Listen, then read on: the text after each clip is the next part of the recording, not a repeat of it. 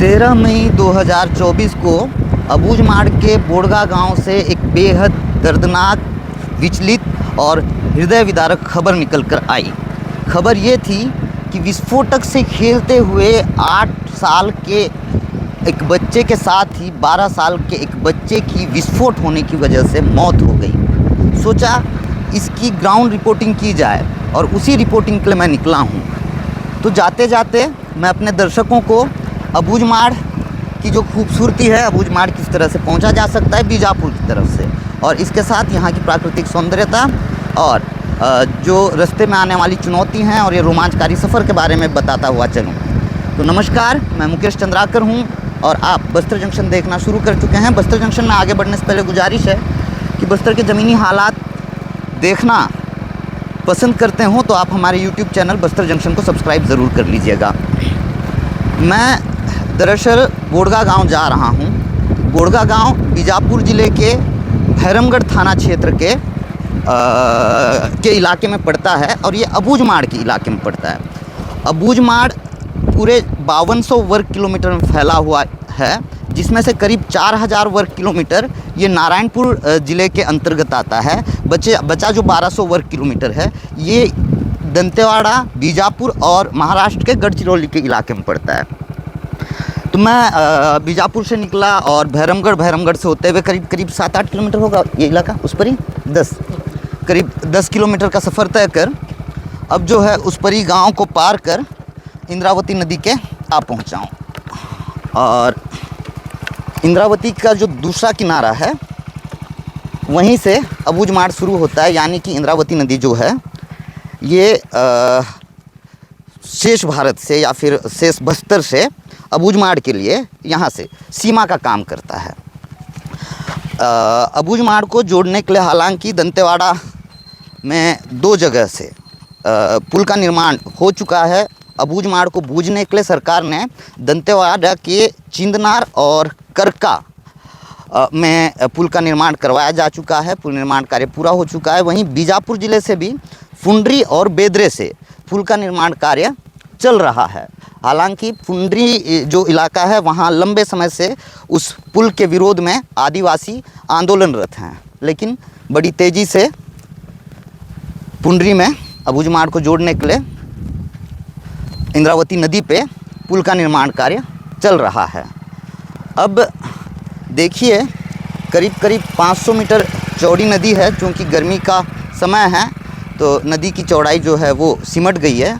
हम बाइक पे सवार होके आए हैं। अब बाइक से जो है, बाइक को हम जो लकड़ी की बनी पतली सी डोंगी है इस तरह की, ये इस पे सवार कर हम इस नदी को पार करेंगे। अब चूँकि इस नदी पे पुल का निर्माण कार्य नहीं हो पाया है तो तमाम जो सरकार की जो सुविधाएं हैं या फिर तमाम जो योजनाएं हैं वो नहीं पहुंच पाती हैं। अब जैसा कि नारायणपुर ज़िले के इलाके से भी उस इलाके में हाल के दिनों में एक बड़ा एंटी नक्सल ऑपरेशन प्लान किया गया था और नाम दिया गया था सूर्य शक्ति, ऑपरेशन सूर्य शक्ति। तो इस पे बड़ी कामयाबी भी हाथ लगी थी पुलिस को। तो उस इलाके में, अबूझमाड़ के इस इलाके में लगातार फोर्स के जवान पहुंच रहे हैं। ऐसे ही फोर्स के जवान करीब 2 माह पूर्व एंटी नक्सल ऑपरेशन पे बोड़गा गांव पहुंचे थे और वहां पुलिस और माओवादियों के बीच मुठभेड़ हुआ। इस मुठभेड़ में जो मोर्टार का सेल होता है 51 mm का सेल, वो खेत पे पड़ा रहा और उसमें विस्फोट नहीं हुआ था। तो 13 मई की सुबह बोड़गा गांव के करीब 10-12 बच्चे, जैसी जानकारी निकल कर आई है, 10-12 बच्चे खेलने गए हुए थे। उनकी नज़र उस सेल पे पड़ी, उस विस्फोटक पे पड़ी और उस विस्फोटक को बच्चों ने खिलौना सोच लिया और उसे पत्थर से मारते हुए खेल रहे थे। और इतने में उस मोर्टार सेल में एक बड़ा धमाका हुआ जिससे दोनों नाबालिग बच्चों की बेहद दर्दनाक मौत हो गई। एक बच्चा जिसमें इस घटना में जिसकी मौत हुई है, बोटी कुंजाम नाम बताया जा रहा है, उसकी उम्र 8 साल। और दूसरा लक्ष्मण कुंजाम, कुंजाम ना रौनक, बोटी कुंजाम, लक्ष्मण कुंजाम ना, लक्ष्मण और बोटी, हाँ कुंजाम है ना, हाँ बच्चों का नाम। तो लक्ष्मण कुंजाम की उम्र करीब करीब 12 साल बताई जा रही है। विस्फोट के बाद दोनों बच्चों की मौके पर ही मौत हो गई और फिर उन बच्चों के शवों को भैरमगढ़ लाया गया। भैरमगढ़ कैसा लाया गया? 4 पाई को उल्टा कर दूसरे किनारे तक लाया गया। फिर वहाँ से उनके शवों को उसी नाव में सवार कर इस किनारे पे लाया गया और फिर भैरमगढ़ अस्पताल पहुंचाकर उनका पीएम करवाया गया। बुरे हालात हैं उस इलाके के, और उस इलाके के बासिंदों के बड़े बुरे हालात हैं। आप सोचिए, बारिश के दिनों में जब इंद्रावती नदी अपने पूरे उफान पर होती है, तब बेहद ज़रूरी काम से यहाँ के आदिवासी उस पतली सी डोंगी में सवार होकर किस तरह से इस नदी को पार करते हैं। कईयों दफ़े लगभग हर बारिश में उफनती नदी को पार करते हुए कई आदिवासी इस इंद्रावती नदी में समा चुके हैं, बेमौत मारे जा चुके हैं। अब सरकार कोशिश ज़रूर कर रही है उस इलाके में पुल का निर्माण कार्य कर उस इलाके के बासिंदों तक तमाम बुनियादी सुविधाएं पहुंचाने की, मतलब अबूझमाड़ को बूझने की कोशिशें चल रही हैं। लेकिन कब तक अबूझमाड़ को बूझ लिया जाएगा, इस सवाल का जवाब तो भविष्य के गर्त में छिपा हुआ है। लेकिन अबूझमाड़ चूँकि प्राकृतिक सौंदर्यता काफ़ी है अबूझमाड़ की, इसके साथ ही प्रचुर मात्रा में खनिज संपदा भी है और अबूझमाड़िया जनजाति भी वहाँ पे है। माड़िया जनजाति के लोग वहाँ पाए जाते। इसके अलावा अलग अलग जनजाति समुदाय के लोग भी इस इलाके में निवासरत हैं। तो मैं जब गुज़र रहा तो मुझको लगा कि इस इलाके तक कैसे पहुँचा जाए ये भी दिखाऊं, और इसके साथ ही अबूझमाड़ की जो खूबसूरती है उसे भी दिखाऊं। रानू दादा साथ हैं, काफ़ी देर से रिकॉर्ड कर रहा तो देख रहे हैं। रानू दादा क्या हो गया, क्या सोच रहे हैं? हाँ, तुम्हारे मन में भरा पड़ा है। हाँ। कैमरा चालू किए हो। हाँ। तो बताए जा रहे हो, इतनी कहानियाँ अपने अंदर रखे हो तुम समेट के, जिधर से जाते हो। ये तो तुम्हारा इलाका ही है बीजापुर का। हाँ। तो मैं सुन रहा था तुमको कि मुकेश के अंदर कितना भरा पड़ा है। अभी जब तुम नदी से उतर रहे थे तो भी मेरे को याद आया कि मैं मुकेश के जगह रहता तो क्या करता। तो मैं सोचा मैं मुकेश के जगह रहता तो सलवा जुड़ुम कैंप की कहानी भी बताता कि मैंने क्या क्या देखा है। जी। मुकेश बताता नहीं है कभी। हाँ, सलवा जुड़ुम पे स्टोरी करनी है। नहीं, वो जो कैंप में तुम रहे हो। जी। तुम तो रहे हो ना कैंप में अपनी माँ के साथ में, भाई के साथ। तो वो भी बैठ के बताओगे, आप भी थी तो भी लोग देखेंगे लोगों को, क्योंकि वो व्यक्तिगत अनुभव है तुम्हारा। मेरा अपना पूछते रहते हैं लोगों से। वो तो तुम झेले हो। हाँ, तो मैं वही सोच रहा था कि मुकेश कितना अंदर भरा है सब चीज़, और उसको कैमरा चालू हुआ है तो बोले जा रहा है। बहुत सारा कहानी है मुकेश के अंदर में। ये सोच रहा था। ये कहानियाँ धीरे धीरे कर दर्शकों तक लाएंगे। अच्छा दादा, अब चर्चा शुरू हो गई तो कर ही लेते।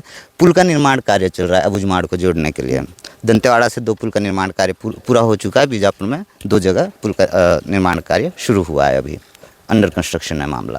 तो जब पुल का निर्माण कार्य हो जाएगा, सड़कें बिछ जाएंगी, तब अबूझमाड़ के हालात कितने बदलेंगे? अबूझमाड़ तो आप लगभग आधा से ज़्यादा इलाका तो घूम ही लिया है। हाँ, अबूझमाड़ का बहुत इलाका, हर तरफ से घुसा हूँ मैं। इधर से भी अबूझमाड़ घुसा हूँ, कांकेर की तरफ से भी घुसा हूँ, बस अब हाँ महाराष्ट्र की तरफ से भी घुस गया हूँ। अच्छा, गढ़चिरौली की तरफ? हाँ, गढ़चिरौली की तरफ से भी अबूझमाड़ घुसा हूँ मैं। मतलब पूरा नहीं देखा हूँ, लेकिन फिर भी ठीक ठाक अबूझमाड़ देख चुका हूँ मैं। मुझे ऐसा लगता है कि अगर पुल का निर्माण हो जाएगा, सड़कें बन जाएंगी, तो अबूझमाड़ फिर अबूझमाड़ नहीं रह जाएगा, बूझ लिया जाएगा।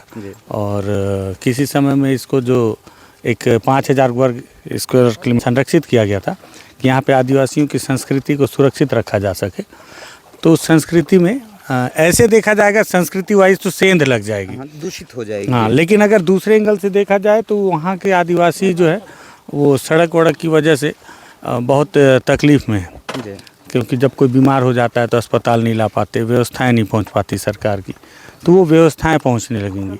एक चीज़ और है कि मैं कभी कभी सोचता हूं कि वनोपज जो है, जो आदिवासी अबूझमाड़ से एकत्रित करते हैं, ऐसा न हो कि व्यापारी उन तक पहुँचे और उन्हें और सस्ते दामों में ख़रीद कर लाएँ, लेकिन वो अभी भी हो रहा है। सरकार जो रेट देती है ना वनोपज का, वो उनको नहीं मिल पाता। मुझे बहुत अच्छे से याद है कि मैं कुतूल में था रुका हुआ था और वहाँ गांव वाले जो है वो वहाँ के माओवादी लीडर थे, वहाँ पे आए हुए थे डीवीसी, उनके पास में अपनी फरियाद लेकर गए थे कि व्यापारी जो है उनके धान को 10 रुपये में खरीदते हैं। अच्छा। कुतुल में जी। कुतुल माओवादियों की राजधानी माना जाता था, अब पता नहीं क्या स्थिति, बहुत 2 साल पहले की घटना। जी।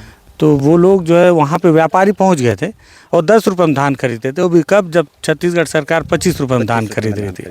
और वो माओवादियों से बोलने गए थे गांव वाले कि कम से कम हमारा धान 15 से 17 रुपये में खरीदें। जी।